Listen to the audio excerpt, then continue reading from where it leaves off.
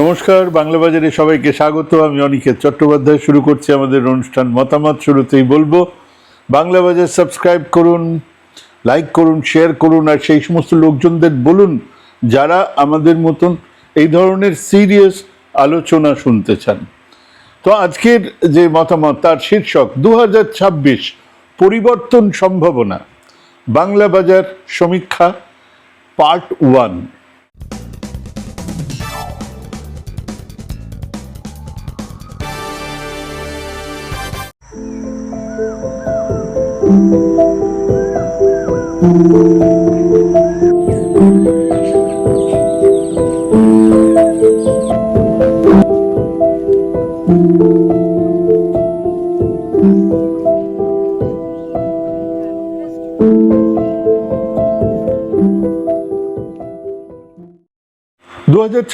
পরিবর্তন সম্ভাবনা আর বাংলা বাজারের সমীক্ষা। সমীক্ষা মানে কি? এখনো পর্যন্ত আসনে ক্যান্ডিডেট দেওয়া হয়নি, আসনে কতগুলো দিক থেকে সেখানে লড়াই হবে, গোঁজ কত থাকবে, বিদ্রোহী কত থাকবে, কিছুই জানা নেই। মনে হলো আর বলেছিল কেনে জিতবে, ওখানেও জিতবে, ওখানেও জিতবে, না, ওরকম না।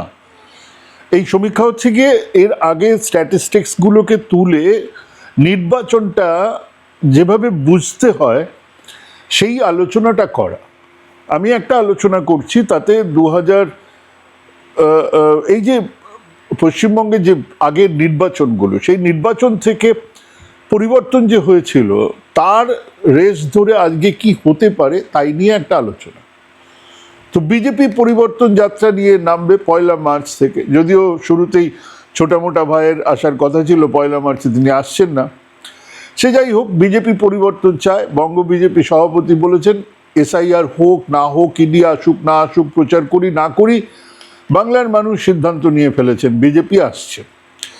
বামফ্রন্টের স্লোগান কেবল ঘুরে দাঁড়ানো নয়, যদি ফ্রি অ্যান্ড ফেয়ার ইলেকশন হয়, তাদের কথা তাদের সমর্থকরা ফেসবুকে লিখছেন, তাহলে অষ্টম বামফ্রন্ট প্লাস আইএসএফ সরকার তৈরি হচ্ছেই। ওদিকে তৃণমূলের যুবরাজ বলে দিয়েছেন গতবারের চেয়ে একটা হলেও বেশি আসন পাবেন। আমি কিন্তু এই এতগুলো কথার মধ্যে শ্রমিকের কথার একটা অংশের সঙ্গে একেবারে একমত। মানুষ সিদ্ধান্ত নিয়ে ফেলেছেন, হ্যাঁ, গরিষ্ঠাংশ মানুষ সিদ্ধান্ত নিয়ে ফেলেছেন, এটা ঘটনা। পশ্চিমবঙ্গে এই যে সিদ্ধান্তহীনতায় ভোগা একটা বিশাল অংশ, শেষ পর্যন্ত এদিক যাবে না ওদিক যাবে না, এরম হয় না। পশ্চিমবঙ্গে নির্বাচনে যে ভোটার, তারা অসম্ভব ডিসিসিভ। এটা একটা দীর্ঘ রাজনৈতিক প্রক্রিয়ার ফল। দীর্ঘদিন ধরে কংগ্রেসের সময় বামেদের পাড়ায় পাড়ায় গিয়ে লোককে নিয়ে আসা, নিয়ে যাওয়া, বুথে নিয়ে যাওয়া, ক্যাম্পেইন করার, বুথে কার কোন বুথে তার যে কাগজ সেটা পৌঁছে দেওয়া, স্লিপগুলো পৌঁছে দেওয়া, বুথের আগে বসা, ক্যাম্প করা, মানে একটা অসম্ভব। এবং সেটা একদিন না, 365 দিন ধরে এই রাজনীতিটা চলে, যার ফলে মানুষের সিদ্ধান্ত নেওয়ার জন্য এতদিন পরে আসতে হয় না। তাদের সিদ্ধান্ত নেওয়া থেকে খুব কম, সামান্য একটা অংশ অন্য কোনো কারণে এধার ওধার ঘোরেন, সেটা আলাদা ব্যাপার। এবং নির্বাচনী ইতিহাস, নির্বাচনী পাটিগণিত বলে দিচ্ছে যে নির্বাচনের ফলাফল কোনো সমীক্ষা ধরে কিন্তু চলে না, কোনো সমীক্ষার ধার ধারে না। যারা বলেন আমারটা মিলেছে, তাদের আগের কটা মেলেনি সেটা চেপে যান, মানে ইনক্লুডিং মি। এইটা মিলেছে, ওটা মেলেনি সেটা আর বলেনি। আমার পরিষ্কার মনে আছে 2017 উত্তরপ্রদেশের নির্বাচন, আমরা উত্তরপ্রদেশ চষে ঘুরছি, তার আগে নোটবন্দি হয়েছে, মানুষের ক্ষোভ ইত্যাদি, এবং সেটা মনে হচ্ছে, বুঝতে পারছি।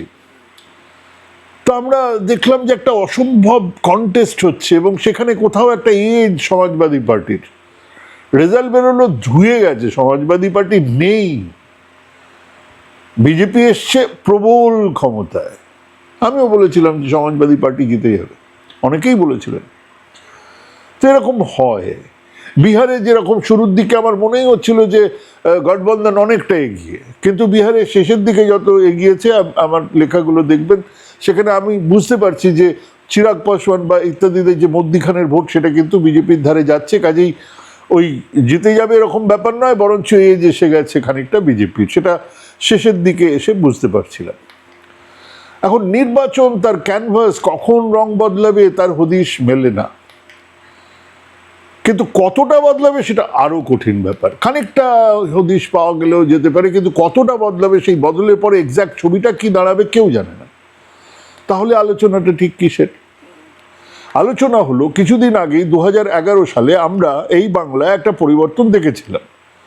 2021-এ আমরা আর একটা পরিবর্তন দেখেছিলাম।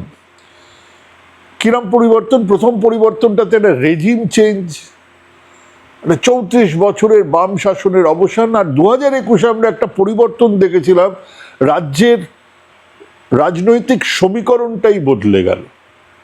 তৃণমূল বামফ্রন্ট লড়াই, তৃণমূল সিপিএম লড়াই থেকে লড়াইটা তৃণমূল বিজেপির বাইনারিতে এসে ঠেকে গেল। 2021-এ সেটা একেবারে পরিষ্কার।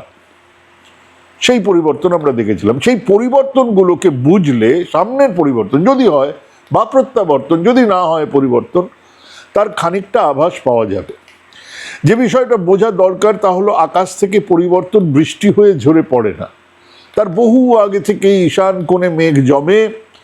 সেই মেঘ নজরে পড়ে না সব সময়, কারণ বাকি আকাশ তখন আলোয় আলোকময় করে বসেছিল, আমাদের চোখ এড়িয়ে গেছে। হ্যাঁ, তাই 2011-র পরিবর্তনের হিসেবটা বুঝতে গেলে আগে ওই 2006-এর নির্বাচনী ফলাফলের দিকে আপনাকে চোখ রাখতেই হবে। এমনিতে ফলাফল কি ছিল? এমনিতে ফলাফল তো জানি আমরা, বামফ্রন্ট 235, তৃণমূল 31, কংগ্রেস জোট 24। এটা হচ্ছে গিয়ে ওই আলোর ছবি, ঝলমলে ছবি, যার পেছনে লুকিয়েছিল মেঘ। ধরুন ভোট পার্সেন্টেজ 50% ভোট ছিল বামেদের, কিন্তু তৃণমূল আর কংগ্রেসের মিলিত ভোট ছিল 45%। মানে 235 আর 35 তো বটেই, কিন্তু ভোটের ফারাক 5% মাত্র, এবং সেটাও পাটিগণিতে। মানে রাজনীতিতে 2-2 4ও হয়, আবার 2-2 দুধও হয়। Chemistry matters. তৃণমূল বিজেপি কেমিস্ট্রিটা জমেনি, কিন্তু সেদিন তৃণমূল আর কংগ্রেসের জোটের রসায়ন পাটাপাটি ছিল। কিন্তু তার আগে দেখুন ওই 235 যেখানে, সেখানেও সমস্যা আছে। 2006-এ বামেরা 53টা আসন জিতেছিল, যেখানে ভোটের মার্জিন ছিল 97 থেকে 4507। মানে ওই ধরুন 0.06% থেকে 4.5% এদার ওদারে বামেরা জিতেছিল 53টা আসন। এত ছোট্ট মার্জিন, সেফোলজিতে একে বলে ভালনারেবল, আনসেফ সিট। প্রথম ধাক্কাতেই এরা ছিটকে যায়। ধরুন টিটাগড়, বেলডাঙ্গা, মন্দিরবাজার, ক্যানিং ওয়েস্ট, ঢাকুরিয়া মানে ক্ষিতি গোস্বামী, বেলগাছিয়া ইস্ট, সুভাষ চক্রবর্তী, বসিরহাট, উত্তরপাড়া, ইটাহার মানে শ্রীকুমার মুখার্জি, সিপিআইয়ের মন্ত্রী, কৃষ্ণনগর ইস্ট, বাদুড়িয়া, রানাঘাট ওয়েস্ট, হরিহরপাড়া, এই আসনগুলো 1% কমে জিতেছিল। 4% জিতে হয়। সুভাষ চক্রবর্তী ছিলেন, ক্ষিতি গোস্বামী ছিলেন, শ্রীকুমার মুখোপাধ্যায় ছিলেন, এরকম আসনগুলো ছিল। বামফ্রন্টের মধ্যে কোনো আলাদা চিন্তা দেখেছিলেন এই সমস্ত আসন নিয়ে? ওরা 35, আমরা 235-এর আলোয় ভাসছিল ব্রিগেড। 5 থেকে 10% কতগুলো আসন জিতেছিল বামফ্রন্ট? আরো 41টা। মানে 10%-এর তলায় ছিল 94টা আসন। এর মানে কি? 10%-এর তলায় 94টা আসন মানে কি? বিরোধীদের 59টা আসন, বিরোধীদের সব মিলিয়ে যদি কেবল এই 94টা জুড়ে দেওয়া যায়, খেল খতম, পয়সা হজম। 235 নেমে আসতো 141-এ।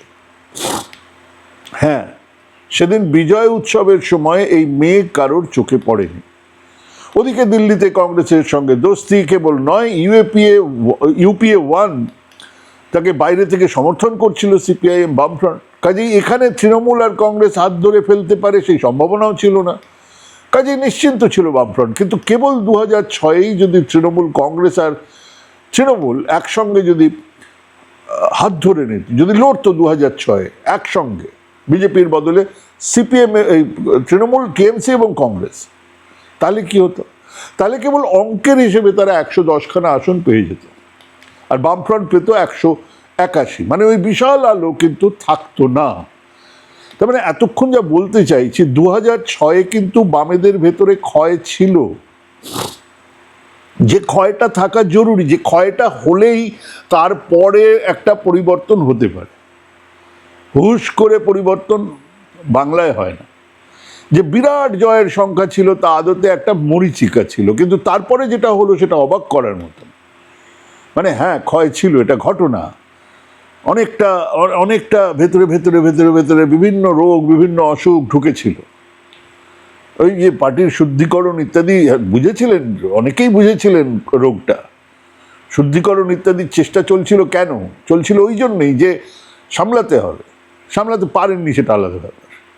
মূলত দুটো কারণে লেফট রেজিম কোলাপস করলো। আমি কোলাপস বলছি, কেন কোলাপস বলছি, মানে যদি ধরুন এরকম হতো যে বামফ্রন্ট হেরে 120টা পেত, তাহলে বোঝা যেত। কোলাপস বলবো না, বামফ্রন্ট হেরে গেছে বলতাম। কিন্তু এটা কোলাপস করেছে, পরিবর্তন এসেছে পশ্চিমবঙ্গে, একেবারে প্যারাডাইম শিফট। কেন?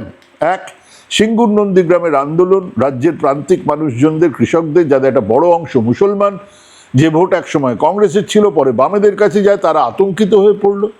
বুদ্ধবাবুর এই শিল্পায়ন আরো অনেক বুঝিয়ে আরো অনেক মানবিকভাবে হতে পারতো, অথবা 2026-এর গোড়াতেই বুলডোজার চালিয়ে চোখের সামনে এক শিল্প 2005-এর মধ্যে, 2007, 8, 9-এর মধ্যে, 10-এর মধ্যে খাড়া করে দেওয়া, চা চকচকে শিল্প, অনেক এতগুলো লোকের চাকরি, এই দেখুন কি করেছে, হতে পারত। কিন্তু চরম সিদ্ধান্তহীনতায় ভুগল সরকার, আর তার মধ্যেই নির্বাচন এসে গেল। দুই, আমেরিকার সঙ্গে পারমাণবিক চুক্তির বিরোধিতা করতে গিয়ে ইউপিএ থেকে সমর্থন তোলাটা ছিল হারাকিরি, আত্মহত্যা, সুইসাইডাল স্টেপ। প্রণববাবু হাত ধরে বলেছিলেন সুইসাইড করছেন আপনারা, ওনারা শোনেননি তখন। কারাত, বিপ্লব। সেদিন কংগ্রেসের সম্পূর্ণ সমর্থন না পেলে তৃণমূল এত কিছুর পরেও সরকার তৈরি করতে পারতো না, কাছাকাছি এসে থেমে যেত। কিন্তু বামেদের, বা বলা ভালো প্রকাশ কারাতের অবিমৃষ্যকারিতার ফল পেল বঙ্গ সিপিএম। একেবারে ধস নামা যাকে বলে সেটা হলো।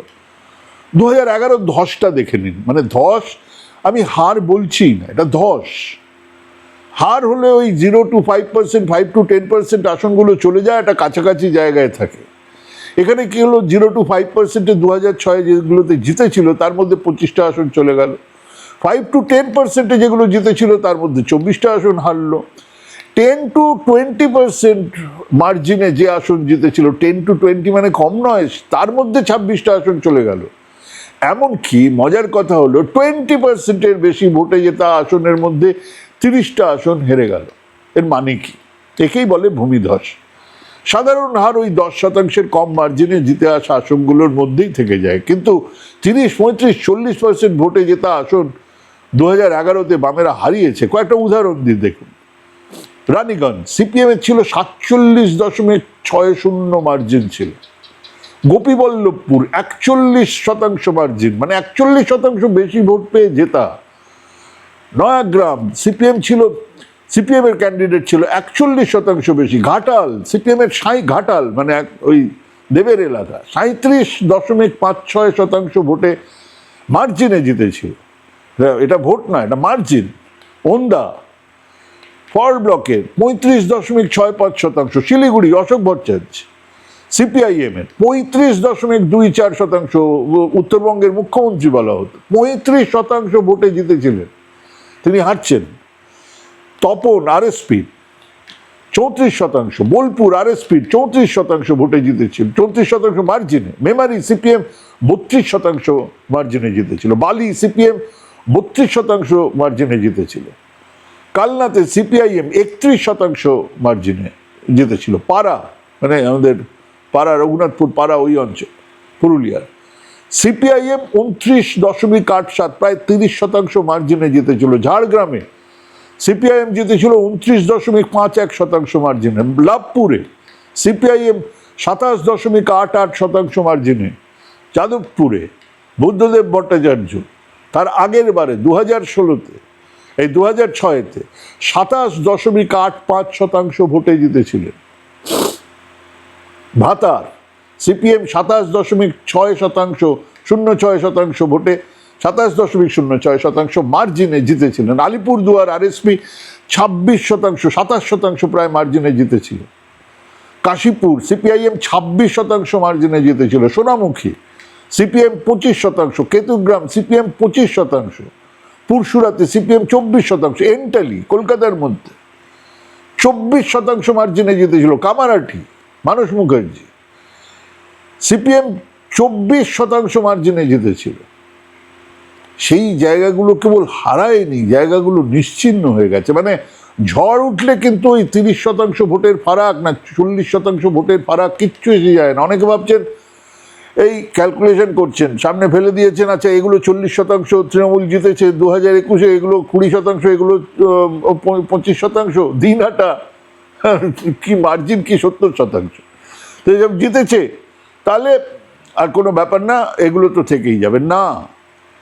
ধস নামলে কিছুই থাকে না, কোথার থেকে কি ভেসে যাবে কেউ জানে না। এটা আসলে একটা সাধারণ পালাবদল ছিল না 2011টা, সেইটা বুঝতে হবে। সেই পালাবদলের বীজ ছিল 2006-এ, কিন্তু 2006-এর পরে রাজ্য জুড়ে যে রাজনৈতিক গণ আন্দোলন গড়ে উঠেছিল তাকে সামাল দেবার ক্ষমতা বুদ্ধবাবুর ছিল না।